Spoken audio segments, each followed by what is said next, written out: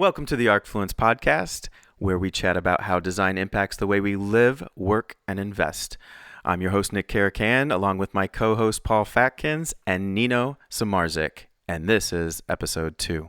So today we have a really exciting podcast. They're all exciting. You're right. Everything's equal. We're going to talk about we're going to put Nino on the spot, and maybe even you, Paul, because you're both interested in getting your first investment property. So I'm a guinea pig. Yes. Okay. Yes. You make a great guinea pig already. Okay, good. We're going to talk about... As long as you don't dissect me physically, I'm good. All right, just stay at least 6 feet away. So, what is the best strategy for that? And what design decisions do we need to make based on that direction that you're going to be going? And I'm clueless because it's going to be my first investment in the real estate. It's not like I've really done it either. I think the only one of the three of us who's even dipped our toe into this kind of stuff is Nick. And well experienced, well-rounded about it. But you both have beautiful homes of your own. And let's talk about the differences between, a primary residence and an investment property. Yep.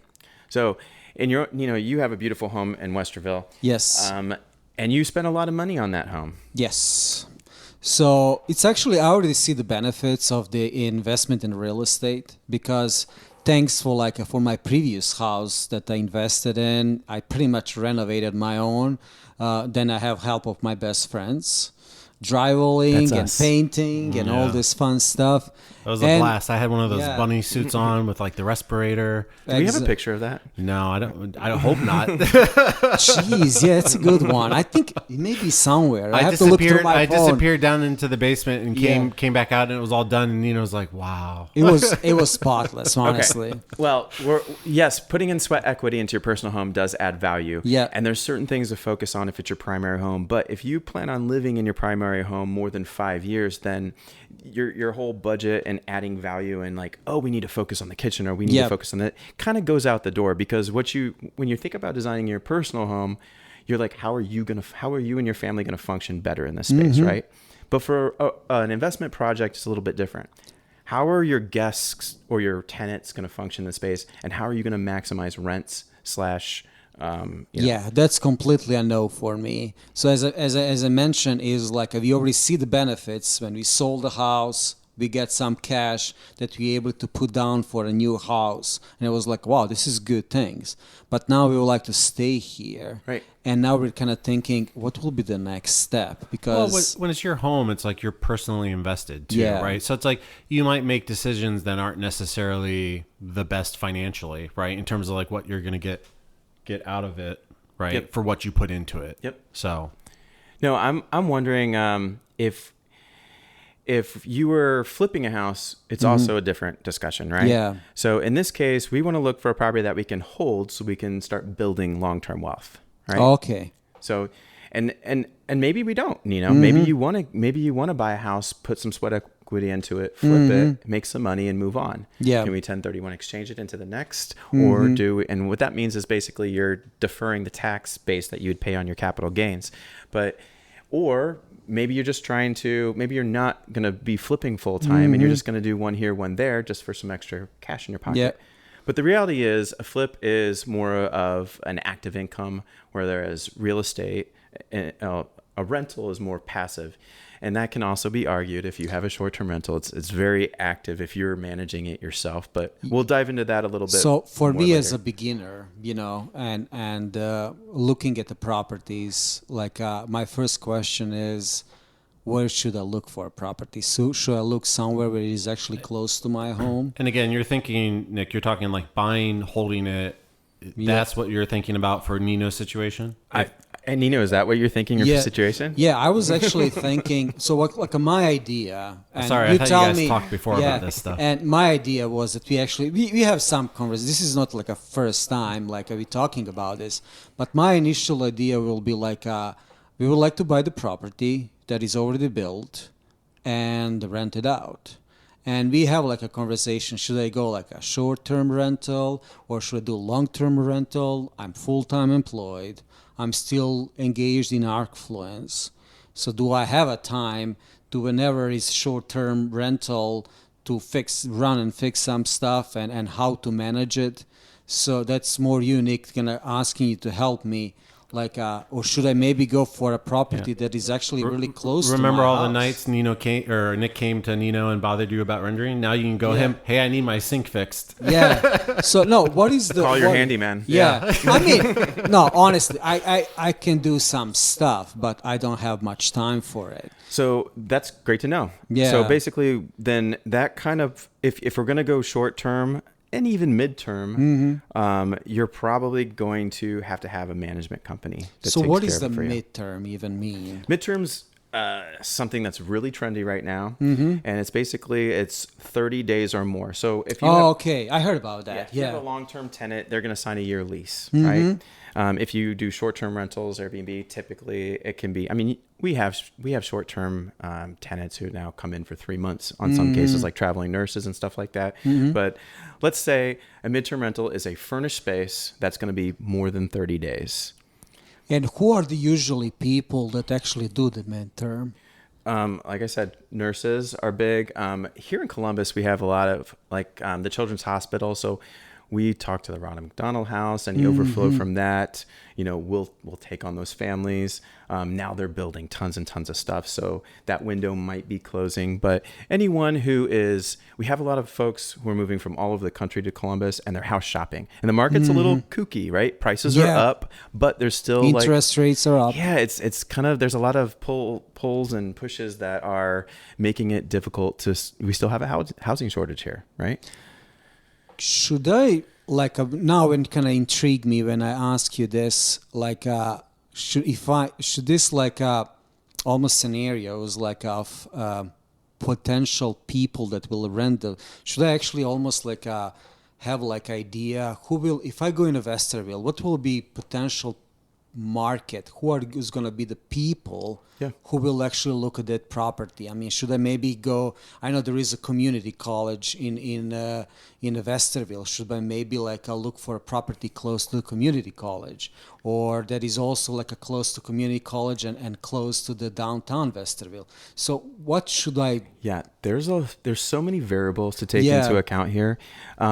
Whatever property class you do get into, and what I mean by that is you have A class, B class, and C class. You can make money in those classes. I guess let me explain that.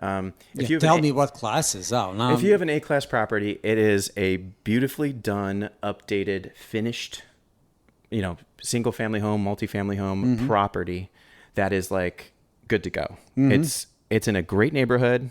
It has high end finishes. You're going to command high rents, but you're also going to be spending the most money for this property. Plus, you're going to pay high, you're talking high taxes. Yeah, absolutely. Upper Arlington next to OSU. Good schools.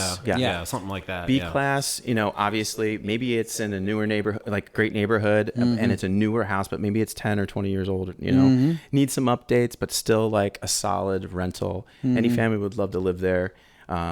You might have a Tesla charger in the garage, right? Yeah. C class is going to be more of your, blue collar rentals. This might be where we start cutting on some of the finishes, right? Where we you're not seeing these higher end appliances. You're not seeing all this other stuff. It's builder grade stuff, right? And that's another interesting conversation we should probably have, because that's starting to change too. Basically economical finishes, right? You're not, like Nick said, you're being very careful what you put into the property when you get to that level. Typically going to be lower rents, but it's still good housing, right? Yeah. In all these cases, we still want to provide good, clean, solid housing, right?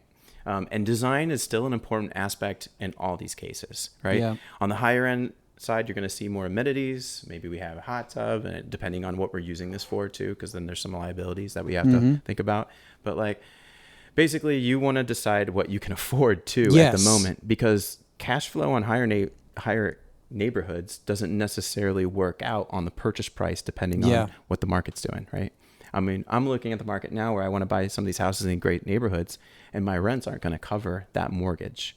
So you have to kind of take that into account too. Now you could do what I call the New York City play, where if you're on the coast in San Francisco or New York, you buy a piece of real estate and you might be losing a couple $100s a month or more after, having a tenant in there, paying rent, and you're losing money on your mortgage because the market's so high, elevated. But you also then turn around in a year or two and sell it, and you get these huge... But for that, you need to have cash in the pocket. Exactly. Yeah.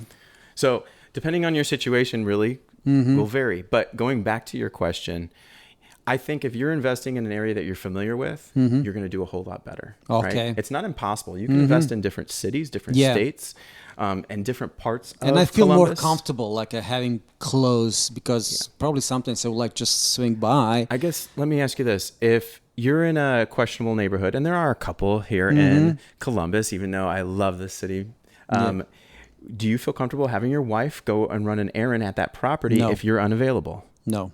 So you're gonna want her to feel comfortable. Is my point. Yeah. So then maybe we want to look at like a little bit nicer neighborhood, something closer to home. It's not too far, especially if she's gonna have to be running these errands if you're busy at work or something. Yeah. All right. So we're gonna look at like a B class. That's a really good point that you made there. Yeah.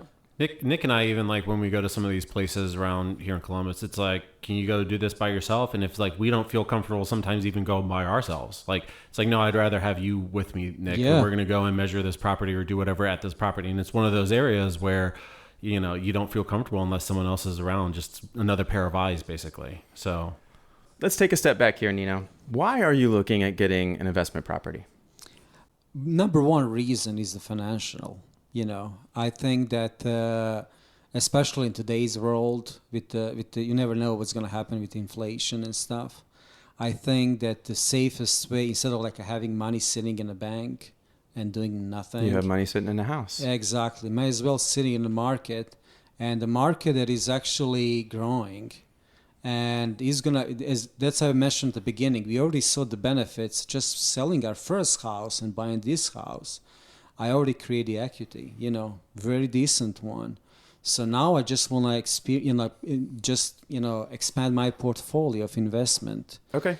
And not just have like a 401k and basic same line, going work for someone, going have like my 401k, which may disappear if my market crashes and all. I would like to have like a more diversified portfolio that I have more control on it. Yeah, I mean, markets have ups and downs, right? Yeah. But in general, real estate seems to be pretty stable. More stable, especially in this city. Over the long term, right? And I see the trends. It's just going up. I know for me, it's like in the back of my head, thinking about investment properties, again, in this conversation, it's kind of like a security thing. Like you said, Nino, you don't know what's going to happen with A, B, C, or D, right? So it's just something else to kind of diversify a little bit and have money sitting somewhere else where it's not just sitting doing nothing. You guys are preaching to the choir. I couldn't agree with you more. Yep. Which is why I buy houses. Exactly. Yeah. I mean, it's going to bring some risk. That's of course, like every investment. But I think this one seems the one, and plus my wife is buying it. She's all on it for from the get-go. So I have a support of my wife. So then let's go through this. And that, by the way, that's a big one, Nino, getting your partner's support on this journey, because it will take more work in the beginning than it does later. In fact, one thing about investments that I've seen in the last, almost decade is that it's always hard in the beginning. Even now when I buy a property, like we just refinanced a duplex and the numbers are tight, right? Yeah. But in 5 years, it's going to feel like I'm cheating because it just gets better, because you get locked into that fixed rate, and you can refinance if rates do go down, and your payment doesn't change, but rents are going up, especially in a market like this where demand is still very, very high and all this infrastructure is coming in. It will remain high because of the shortage of the residential in an ever-growing city. Okay. Well, I want to weave design into all of this on your journey. So how can design bring value into what you're trying to do here?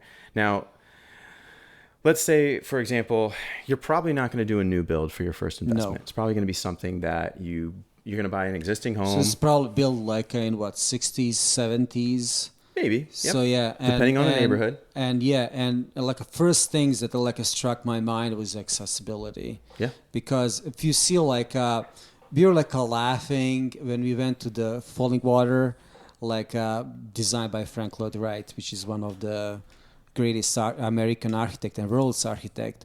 We were laughing when we get there. It was a house feels small. You have to fly. Yeah, it was everything's so small. The ceilings are so low. The biggest door is probably 2 foot something. Yeah. So, and you will see how standard is changing. Yeah.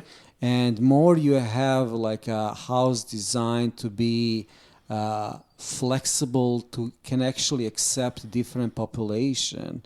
So then I have like a much bigger audience that then actually can be interested in my future house.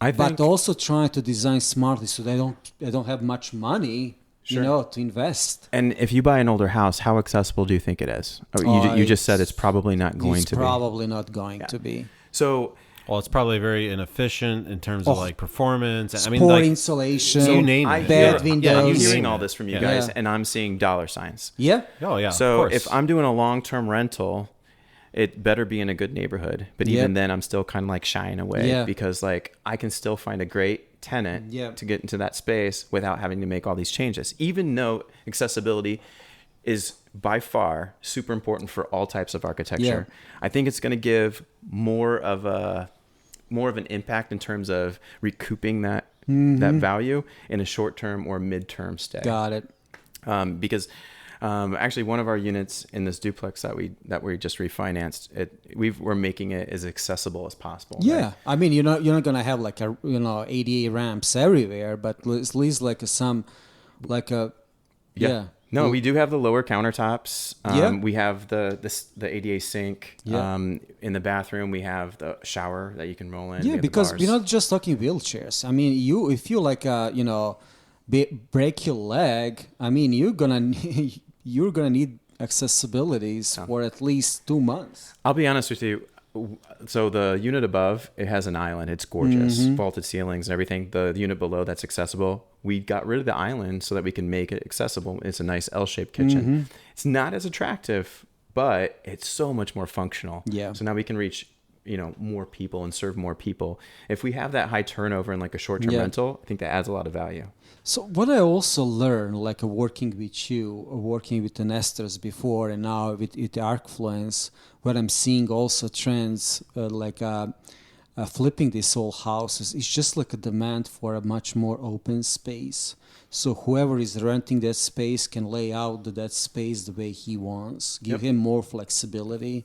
Yeah. So it's part of the generic playbook. Yes. It's like almost every house has some kind of like you almost see like a kitchen is always almost open to the living room.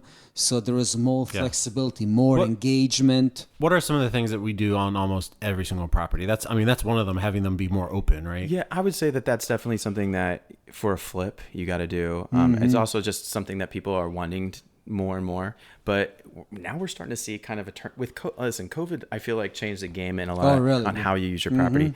So, for example, if I have a midterm stay, which is becoming really popular, and by the way, whenever you're over that 30 days.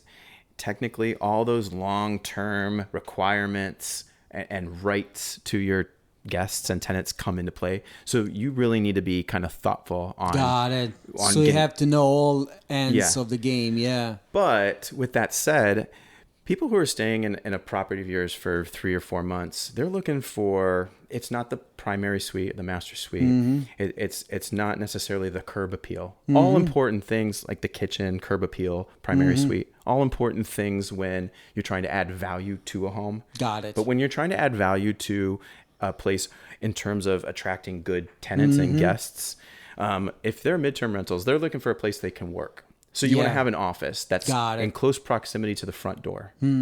That entry coming into your home needs to be a little bit bigger. It needs to have a closet for some coats, and it needs to be kind of closed off from the rest of the house. So you're going to now be able to have function as you're going to be able to operate your business out of this midterm rental, and people are going to love that. Got it. You can have clients come in, you can have meetings in your office, and then they can go without seeing the way you live, temporary or long-term, regardless. That's a good idea, actually, yeah. Now, when you walk into that space beyond that, and you do have the kitchen, the living room connected, and it's designed in a way for entertainment. So when you're not working, you're going to be entertaining your guests. Look at this beautiful midterm rental that I'm staying at. You guys come on over. I can have 8 people at my kitchen table. I can have, and 5 more at the island. I like that idea. So you actually pretty much, if you have an office right close to the entrance, we can talk the business. And if you actually we agreed on the business, so let's have a drink. So now we can actually go to my living quarters. And when you have a bar and just sit there and just a couple more conversations and And if it's April through November, you're also going to now transition that into an outdoor entertainment space. So we're going to have a grill. That's another thing, yeah. We're going to have seating out there. Some backyard, I think, will be good to have. Absolutely, because you may not, maybe I'm from New York City and I'm coming to Columbus on a business trip. I want to be able to now have people come and visit me. If I'm staying in a 1-bedroom apartment, no one's coming to stay with me. I mean, we're going to have to coordinate things and we're going to have to go out to eat and do all this. What if I have a beautiful home that you can just come? And plus, maybe I'm coming from New York City, small apartments. Now I want to experience something else. Exactly. And what if you have a dog? Yeah. Wow. We forgot about that's important thing. Especially for midterms. And there's definitely benefits for both long-term and short-term. But if you are pet friendly and we need to be thoughtful about on the finishes and the limitations of what pets are coming in. Yeah, exactly. So that's a whole nother conversation that we can dive into later. You don't want to have exotic animals like pythons and stuff. Yeah, that's a different conversation. But for example, like we're going to want to see a fenced in backyard. Yes. I'm working. I have fenced backyard and I'm just like let Junior out. Right. So that's something you want to have at your midterm rental. Maybe you want to have a nice mud room where you can wash the dog off. Maybe you're going, some pet friendly amenities. And again, making sure that your workspace and your entry is private from the rest of the house. I see. Also, so you can have that options to enclose that if you just like the business is coming to you, didn't have a time to clean up the house, or dog is just came back from the muddy backyard, make the mess. So you have options to enclose that.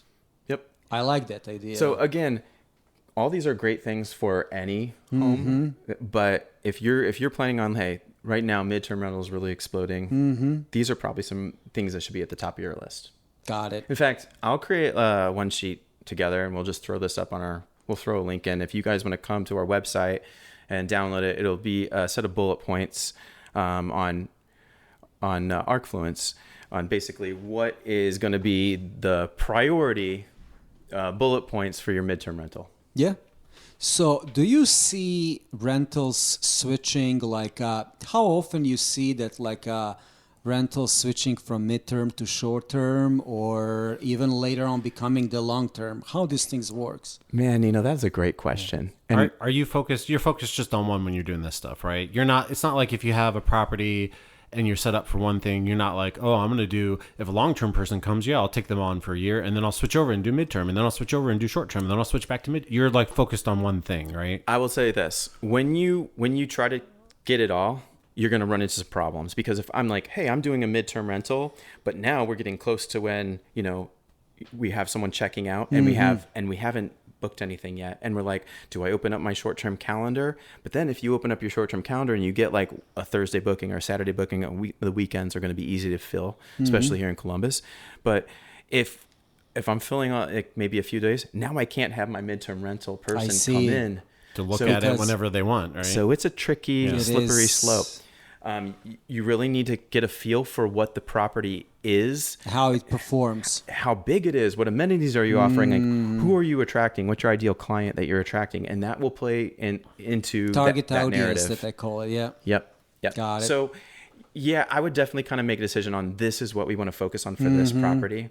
This is going to be all short term because it's in a place that a great vibrant neighborhood, blah blah blah blah. Or this is going to be a midterm rental because right now it's in a good neighborhood, but it's still kind of quiet, and we don't want it. And you have to make those decisions. Do you ever think about like some kind of buffer, like if you have like a month where you don't have like a midterm person come in? Do you say like, oh, I want to have at least 3 months where I can basically afford to have nobody there? Like, are you ever thinking about buffers like that as well? Yes, but we don't always have that luxury. I would say if you're looking at a time where you're going to have a vacancy, then that's when I would plan to do any maintenance, or maybe another improvement. Like, I didn't get to that half bath renovation. Now I'm going to do that for a month. Now a little bit cash before in my pocket. then the next person comes. Yeah. And I would also say like any business, any venture, and we're treating all of our properties like a business, right? We want them to be profitable. Then the market changes, interest rates change, the value of things fluctuate, and during COVID, it basically everything stopped and all booking got canceled for 2 months. And then all of a sudden we had all these folks who wanted to stay for 6 months, a year, because they had to quarantine themselves from families. Oh, yeah. That was totally different. And they wanted it for half the price we were renting out before. Now, we've exceeded the rates pre-COVID and things are booming again. But people are working from home. So now they have a big demand for higher amenities, higher finishes. I think because of all the content that's out there, people actually know what they want now. Oh, yeah. And they're telling you as a designer what they want, rather than, we're still having a conversation. Yes. But at the same time, they have a very good idea. Like they have mood boards that they send us. Yeah. And we have our interior design person then coordinate and improve upon that. So, and the way she furnishes our clients' spaces depends on their strategy, what we're doing with this. What about the one we talked about, short-term, mid-term as the attractive ones, but there is things that we have to what about long-term? Is that the one that we have to stay away? And when you say that, in my mind, for some reason, I feel like, again, short-term, mid-term are more attractive, and you should be trying to do that. But again, this is my take, so I want to hear your thoughts on this, Nick, because I'm curious. I'm actually surprised to hear you say that, because I think you would prefer a long-term. No, really? Not necessarily, no. Well, okay. Look, if you have a long-term... I'm listening to some long-term rentals are great. Long-term, that's 1 year or M plus. Yeah, hopefully more. If you have a great tenant, they stay. Long-term rentals are fantastic, and they're great. I guess the downsides is they don't necessarily demand the high price point of a short-term or mid-term rental, like your monthly rents. It'd be at a lower, rate. But they're more stable, basically, is what you get. They're stable. They're less hands-on. They're less active, right? So you can have more passive income with a long-term rent. And you also don't have to furnish the space. You also aren't paying the utilities. You're also not paying the 5.1 excise tax. Oh. But that being said, you're also in a market where real estate's expensive. Yeah. So you buy a nice home in a good neighborhood because you don't want your wife going to a bad neighborhood. And now you're like, well, this rent, the rent that I can command isn't paying my mortgage. And we're like, okay, well, guess what? We might be forced to doing this midterm or short-term stay. Yeah. And then you might fall in love with, like I did, and now you have your own short-term rental management company, and it's actually a lot easier when you hire on a few people. So I would say if you're not willing to really invest into a lot of time into it as well, you need to hire a company to help you manage it. So that's actually drawbacks from the short term or mid term, because long terms you can manage it yourself, no problem. Yeah. And I understand what you're saying and why you thought that about me, because when I came from Chicago, we had our condo, right? Yeah. And so we rented it to somebody, again, just to cover the mortgage, and we actually plussed up a couple $100s a month, right? And then since it was a long-term person, they signed a 2-year lease, right? So we had them in there. We knew the money was coming in, covering the mortgage. I had a little bit of extra money on the side. And the whole time I'm building equity, right? And then I'm in Columbus, 6-7 hours away driving. And again, you hated it. Yeah, but the amount of things I had to do was minimal because it's a long-term person that's there. Yeah. And I'm not having turnover. Yeah. And you were smart about it. You waited until the market was right for you to where you were selling it for a higher price point. Yeah. But if we're talking about an investment, I would buy somewhere that I know. I'd buy somewhere local, and I think I would want to focus more on short-term, mid-term. Yeah. And the long-term thing is, again, I did it because we were so far away and it just made sense. But I don't think that would be a focus for me. I think the most important thing to keep in mind is with a short-term or mid-term rental, your ceiling is higher. Yeah. But, and this is important. Your return is higher. Your return is higher, but the work that you put into it and the amount of time you're going to be investing, or at least the people that you're going to have to hire to help, is much greater. It's much more active than long-term rentals. It's probably what another things is going to dictate that, and you mentioned that in the beginning, is property itself. Like if it is something like a hot tank that you invested money on it, then makes sense going to short term. If it is something that is still safe, but maybe my first property and I'm busy as hell, maybe long-term is going to be... Because guess what? You can always convert a long-term to a short-term. Exactly. If it works as a long-term, it's definitely going to work as a short-term. That's what I was thinking. And I was actually thinking, and that's not thinking. You actually told me that probably my first one should be long term. Now I could talk about this all day, but let's dip into the design aspect of these and what's different. And what are we going to see that's different when we're designing your house in terms of, you're like, Paul, you want a short-term rental. That's what you decided on because you want the income there. You want the higher rents. So what do we need to do from a design standpoint to make it more valuable? Any ideas? Curb appeal. Not so much, but yes, we do want a hero image. That's amazing. But your hero image can be of your kitchen island or something like that on the inside. I see what you're saying. So it's not necessarily just the curb appeal. I would say just keep in mind, like when you're going to stay at a place for a week or even a couple days, do you want a big closet? Do you need massive closets? No. So we cut on that a little bit. No. I mean, you want for me, it's like I want certain things that are going to make it more comfortable, especially, having a family. It's like things like laundry, right? If laundry is there and available. Yep. That's a huge thing for me. Yep. So, I mean, we'll reduce closet size for short-term rentals. We'll design it with finishes in terms of that are going to be easy to maintain, like luxury vinyl. We're not putting carpet, and honestly, durable finishes. Yeah, and I'm not really putting carpet in anything. So is it short-term, like a pet-friendly should be? I love the pet-friendly scene because after COVID, I'm going to keep going back to this. Like 1 out of every 3 people has a pet. Yeah. So if you are not pet friendly, that's okay. You can still make money and make it work, but you're going to be cutting out about 1/3 of your potential customers. Oh yeah. Yes. So it should be like then I will say should be like a durable finish, floor finish. Yep. Just to have options to be, What about garages? Good. That's for especially for midterm rental too. Short and midterm rentals. Sometimes I would say the majority of our people are not local, which is a good thing because if they're local, they tend to be throwing parties. Yeah. So we try to attract people who are not local and who are staying for more than one night, right? A lot of times we have 2-night minimums. But like if they're going to a neighborhood that either they've never been to or they haven't been to in years and they're coming for a wedding or they're coming to see family or whatever, who's to say that their car's not going to get broken into? Is it a safe neighborhood? I mean, you can say it's safe. You can say that it's not. But still can be broken in. At the end of the day, that layer of protection for your vehicle goes a long way. So if you can have some type of off-street parking is the good first step. A garage is even better. Or some private, parking, even in good neighborhoods. So if you get into a property that doesn't necessarily have a garage, but is kind of on that verge of sketchiness, right? You might consider adding a garage for added security, or at least off-street parking where it's like a fenced-in area they can pull into, close the gate. If we're able, that's a huge if you have room. Yeah, it's a huge win. Because, and a lot of these older houses, you're going to do a detached garage, which is actually less expensive. You can put it on like alley facing or whatever.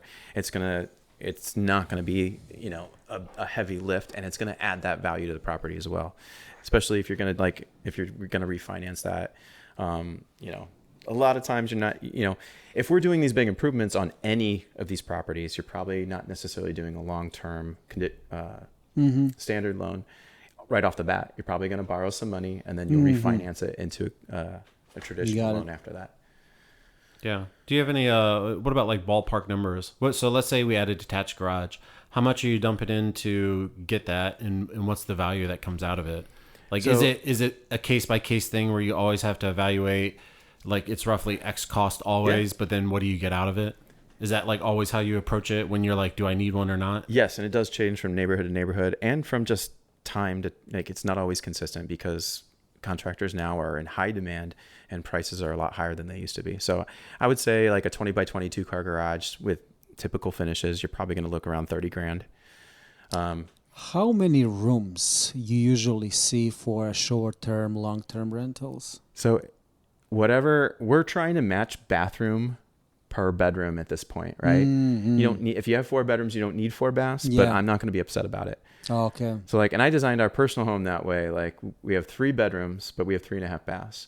So if we want to move out, it'll be a great short-term rental. We have the office downstairs. I see what you're saying. So I kind of keep that in mind too, is like, if, you might come to me and say, Nick, this is my home right now, but in 3 years, I'm going to be starting a family and me and my wife are going to want something we can grow into. So how can I design this house where I'm going to love it for the next 3 years, but also we can pivot and have this as a really successful high-end short-term rental or mid-term rental. Got it. But I would say one bedrooms have their place. They do very well. And I would say large houses have their place. They do very, very well. They're operated differently. Like we'll have a, a 5 or 6 bedroom, large home, but maybe it's vacant Monday, Tuesday, Wednesday. And that might be the case most of the year. Yeah. But now we're charging extraordinary amounts of money for the weekend stays.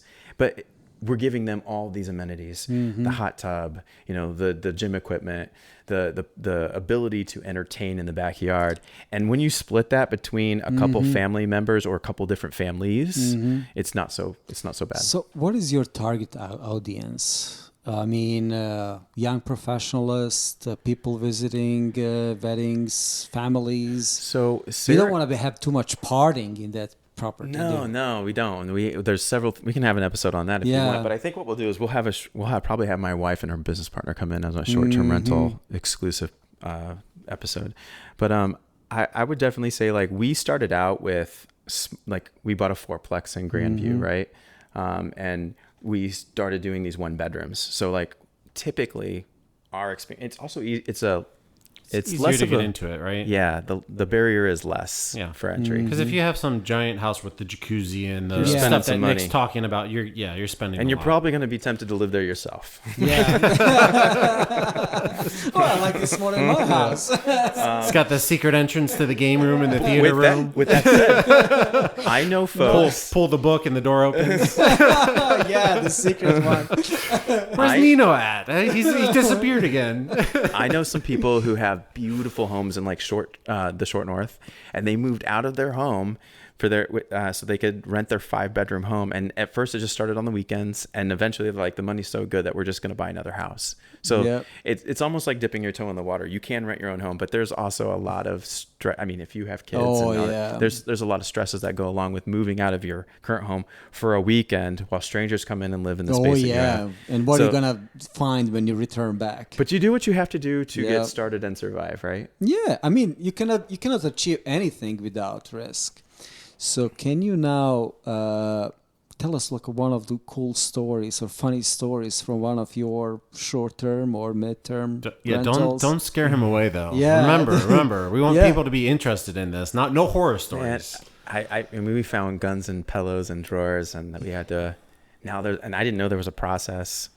You have to call the police, and like, it's crazy. No, there's tons of stuff that probably don't need to get into. But I'd say what really is awesome is when you have a family come and their stay's so great, and they were visiting family for a wedding.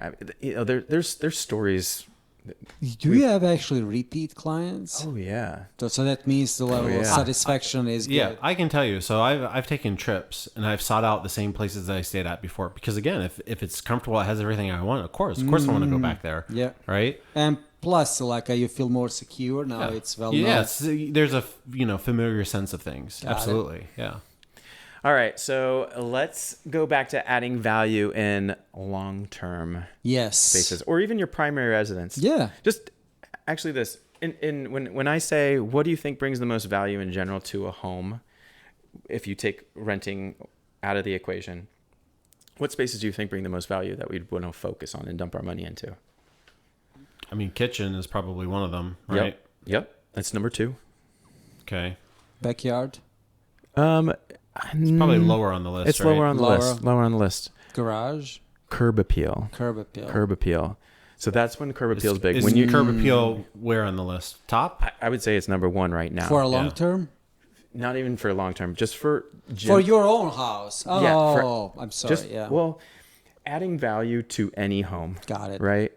It's not going to necessarily bring in more rent, but it's going to add more value in terms of what the property is worth. So if you're looking to refinance it later, or you're looking just to grow your personal wealth. Even when people are looking at these things, right, they're looking at photos online, right? Like, yeah. I mean, if it's a beautiful space, first impression. First impression is most important impression, yeah. No, Nino, you said you're probably going to be buying an older home that's going to be dated, where we can add some value. We're probably going to do interior renovation. Yes. So open up the space. What's number 3 on the list to add value? It's where you sleep at night. Okay, bedrooms. The primary bedroom. Got it. The primary Master suite. bedroom, yeah. Which includes the closet, the bathroom, the whole gambit. We're seeing a lot of wet rooms. We're seeing like how we're designing that the privacy of that bathroom for spouses. Like, what if I want to get ready? Like my day starts at 8:00, but my wife's day starts at 7:00, and she's getting up, making all kinds of noise. I want to design my primary suite in a way that she can get ready, turn on the lights, and be comfortable, not tippy-toeing around, and I'm not going to be disturbed.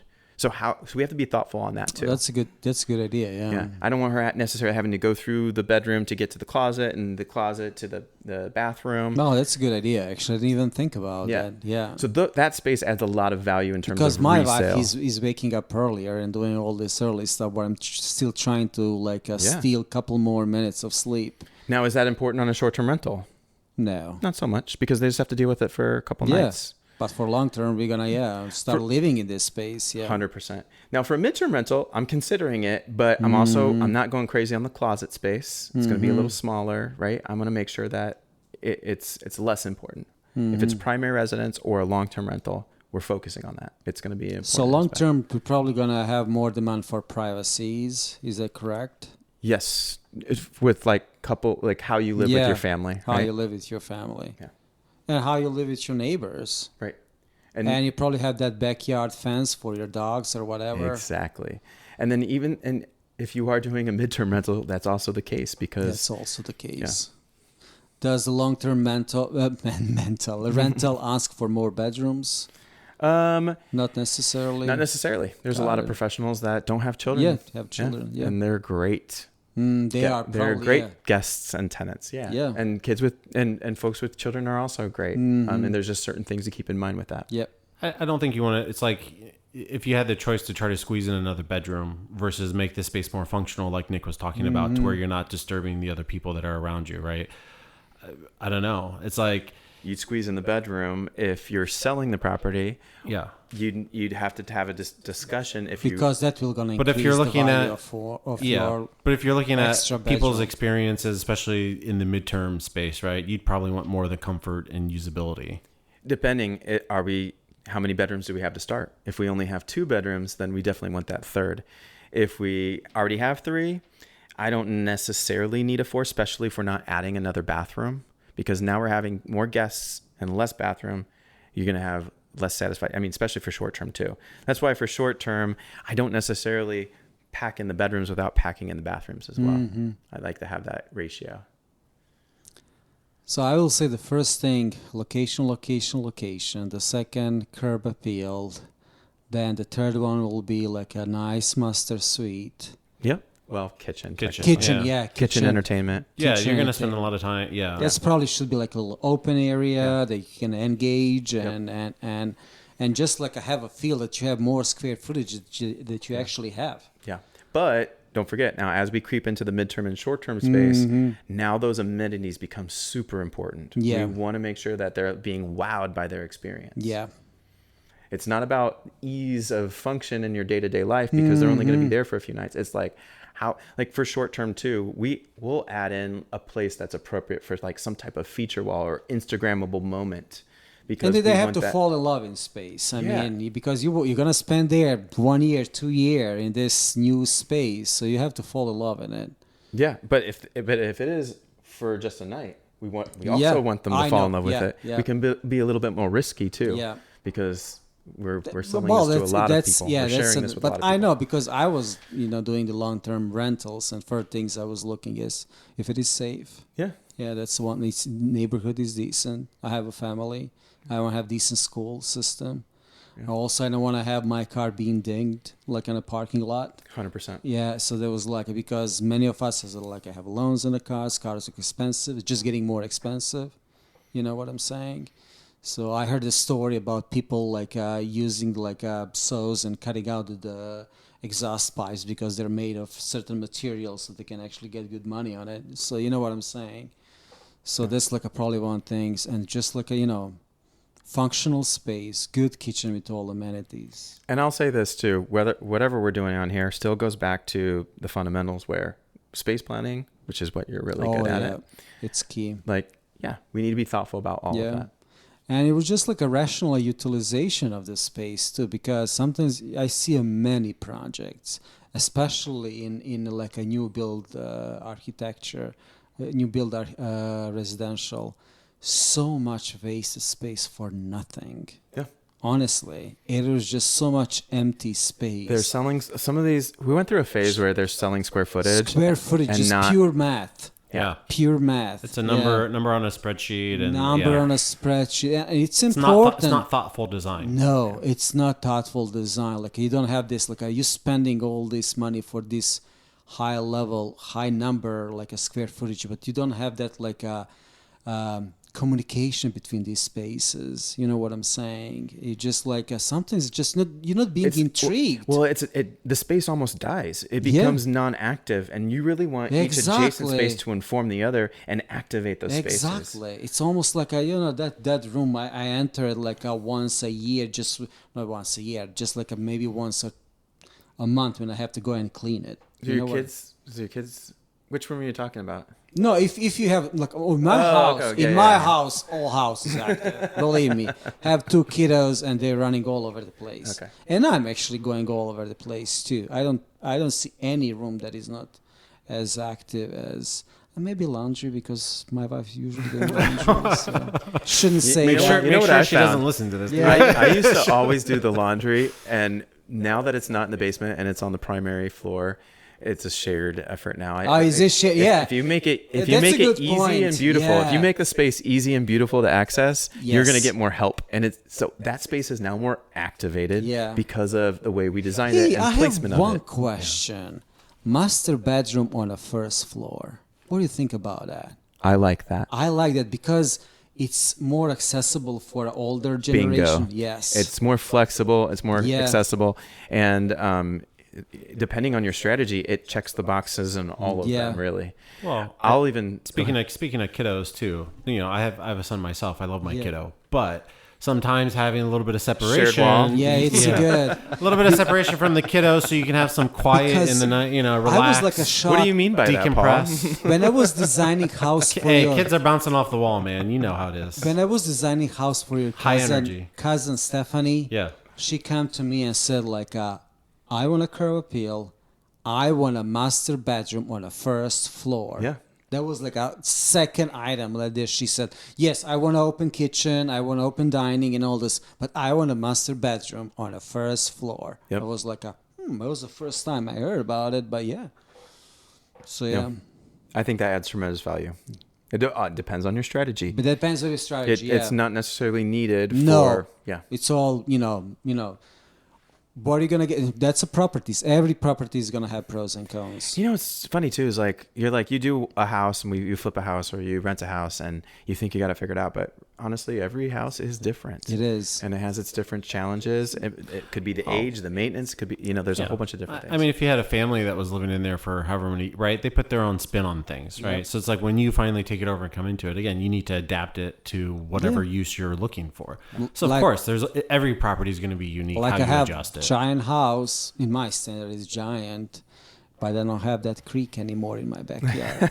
so you missed the view. Yeah, I missed the view. So you have to sacrifice something. But your school system, the schools is way are better, yeah. And your city's better. Everything is really close by. Your commute's better, yeah. Like a Home Depot is like 5 minutes, not even less. Yeah. Because how many times you go to Home Depot, you buy stuff, return back home, and I was like, oh my goodness, I forgot this. How mad would you be if you had to like make a return and it's 20 minutes away? It is. It was 25 minutes. Yeah, almost 30, I would think. Right? Almost 30 minutes. How many times I made that trip? Oh man. Oh my God, I was like so pissed in the car, yelling on myself. Why you don't put on the paper? Put on the paper. And I never put on the paper. Paul, how are you feeling after this conversation? Where are you leaning towards now? I'm just curious. Still short term, midterm. Okay. It's still somewhere local, right? Yeah. Do we get a place together? I can help manage. Yeah. I don't know, maybe we all should join forces. I'm still shooting for a long term because I just want to have that first feel and how I'm doing. But you never know. You never know what life is going to bring it. We could actually, over the next year, we could work on identifying a neighborhood, buying a place, designing it, and going through and documenting the whole process, and then sharing it again. And plus all this work with Arcfluence is just going to help us understand the neighborhoods and market better. Yeah, and Paul, hopefully our listeners too. Paul, how many houses have we done the last 4 or 5 years since you've been here? I mean, on average, 100 a year or so, 400 houses. Yeah. And everyone is unique, like you said. Everyone is different, right? We did from some challenging neighborhoods to Upper Arlingtons and stuff. So, which are challenging in other case, which is jurisdiction requirements. We're gonna talk about that later. That's a good topic, and also like ADUs in general, like income, where it's encouraged, where it's not. I'm starting to see a lot more carriage houses now in Columbus. Oh yeah, you see, market shifts, and it's like if you have something on a stock that is available and it can be easily converted to the affordable living and good living.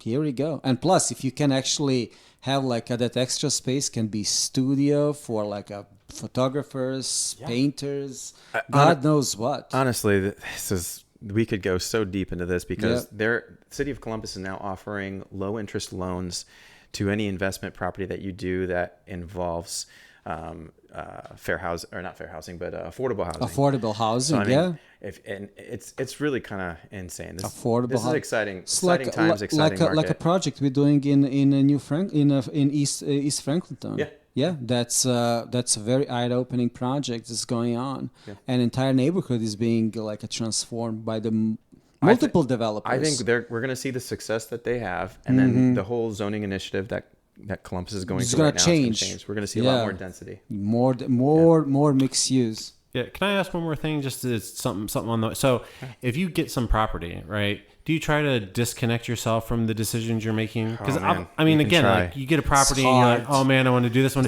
Oh, I really love flexibility. I want to make sure the space has flexibility in it. That's what he was talking. Do you try to ignore some of that and you just focus on these key areas that we're talking about? I will say this: I have friends and colleagues who make a lot more money than I do because they're able to disconnect themselves from it. Yeah. I just love. I love it so much where I'll still overspend and overdo it in some cases. And put your a footprint on it so it's visible and it's. I mean, coming from the design side, the architecture side, right? Like that's what we do every day. Mm-hmm. It's again, I feel emotionally invested into these things that we work on, right? So I think if I had my own property where I'm putting money into it, I would have difficulty making these decisions. It's not easy. It's good to have people and a team in place to bounce these ideas off of. But you know what? There is always budget. It's always trying to keep you in a constraints.